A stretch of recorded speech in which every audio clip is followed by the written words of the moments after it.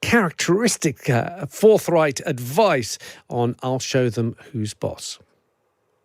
Now, Alan Hawkshaw was a hugely talented musician who wrote a host of familiar TV theme tunes.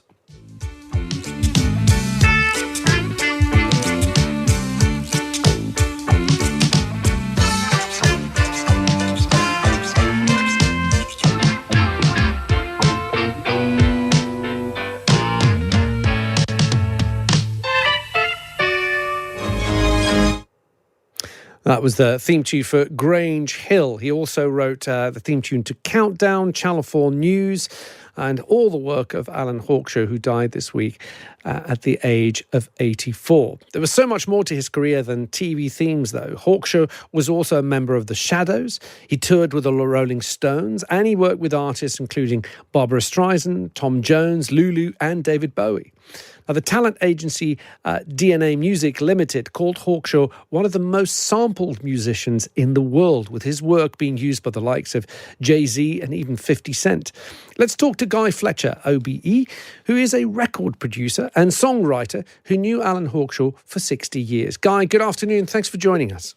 Hey, nice to see you. Tell us a little bit about Alan Hawkshaw. What kind of person was he? I mean, he was so successful and also sort of one of those people that was really well known within his industry, perhaps a little less so amongst the public.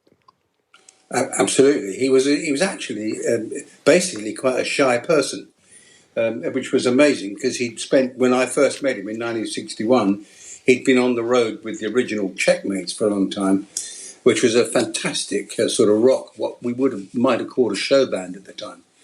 But immediately after that, he made a transition into studio work, where he really found his feet and he found all his friends. He played on more records than I can count, and he was just an extraordinary player because he had a vast range of abilities. He started out as a very jazz-influenced player. His favourite players were Art Tatum and Oscar Peterson, George Shearing. But he turned out to be an incredible player for pop bands, for funk music particularly, and he was the most in-demand pianist I've ever come across in the industry.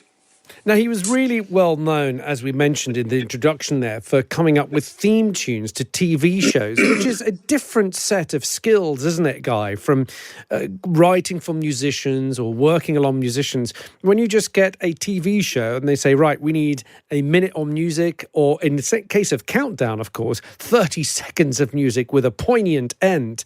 How difficult was that skill?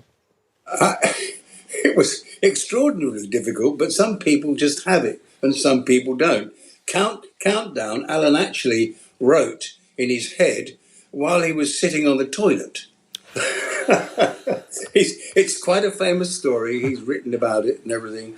But it was the sound of the plumbing around him gave him the inspiration to write the Countdown music. That is incredible. I did not know that story at all. I need to look it up. And also, he worked with a lot of huge names. I mean, Barbra Streisand. There's a wonderful quote that he's been quoted as saying. He famously said to Barbra Streisand, who had a song of his, she held it for about 8 years. He sent her a note via one of her lawyers saying, "Please record it before one of us dies." So that was the song "Why Let It Go." He seemed to have had a great sense of humour. Well, right there is a very good example of his sense of humour. One of the things he'll be most remembered for is his affability in the studio. Rhythm sections of the 60s and 70s were the sort of at the epicenter of the entire pop business. The British studio musicians who made up our rhythm sections were so very important, and they worked together all the time, day after day, in various studios around London. And one of the things that sustained them was an absolutely unshakable sense of humour. And Alan really had that in spades. He was absolutely the funniest man you've ever met. But apart from that, when he switched it off and he sat at the piano, he played more beautifully than anybody. And also, he used to joke about being one of the oldest rappers in the world because his music would end up on rap tracks.